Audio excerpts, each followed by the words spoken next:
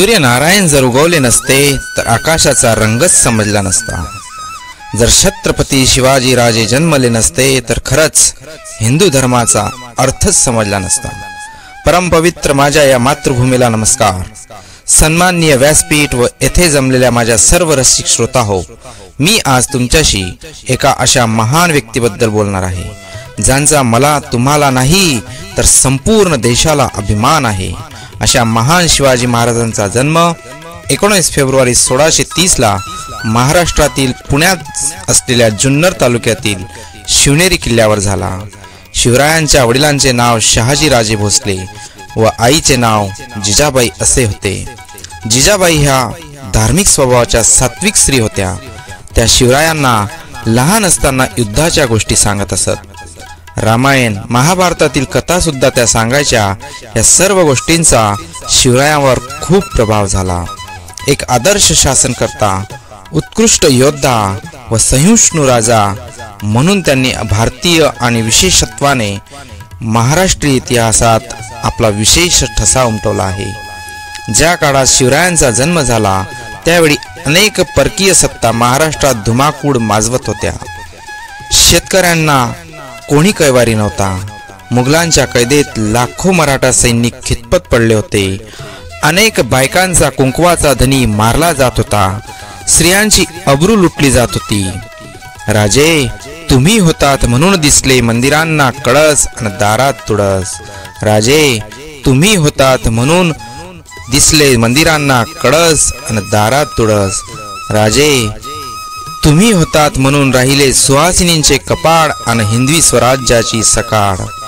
शिवरायांच्या जन्मामुळे गेल्या कित्येक वर्षापासून अंधारात चाचपडणाऱ्या महाराष्ट्राच्या माथ्यावर जणू प्रकाशाची किरण पसरू लागले।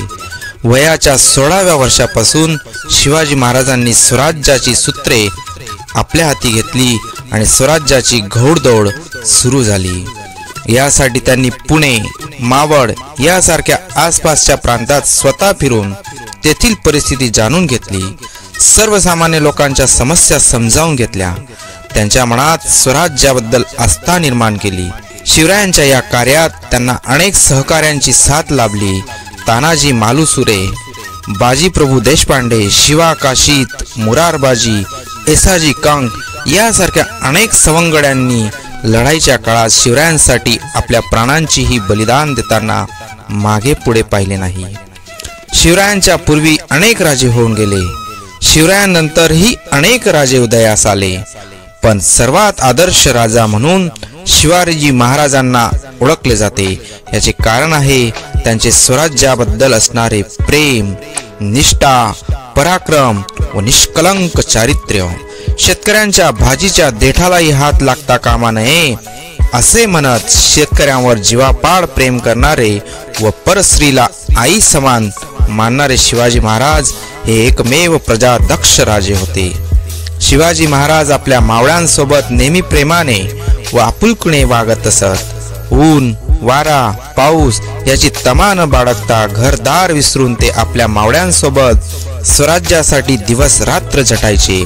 मराठा साम्राज्याचे जनक शिवाजी महाराज यांचे 3 एप्रिल 1680 साली अवघ्या 4च्या वयात निधन झाले, परंतु आजही महाराष्ट्रीयन जनतेच्या मनात ते जिवंत आहेत। विजयसारखी तलवार चालवून गेला, निधड्या छातीने हिंदुस्थान हलवून गेला।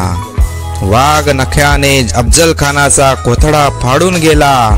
मुठभर मावळ्यांना घेऊन हजारो सैतानांना नडून गेला। मुठभर मावळ्यांना घेऊन हजारो सैतानांना नडून गेला। स्वर्गात गेल्यावर देवांनी ज्याला झुकून मुजरा केला, असा एक मर्द मराठा शिवबा होऊन गेला। शेवटी जाता जाता एवढंच बोलेल, हवा वेगाने नव्हती, हवापेक्षाही त्याचा वेग जास्त होता। हवा वेगाने नव्हती, हवापेक्षाही त्याचा वेग जास्त होता। अन्यायाविरुद्ध लढणाऱ्याचा इरादा नेक होता। असा जिजाऊचा शिवबा लाखात एक नव्हे तर जगात एक होता। अशा या थोर महापुरुषाचा जय जयकार तर झालाच पाहिजे। बोला छत्रपती शिवाजी महाराज की जय। जय हिंद, जय महाराष्ट्र।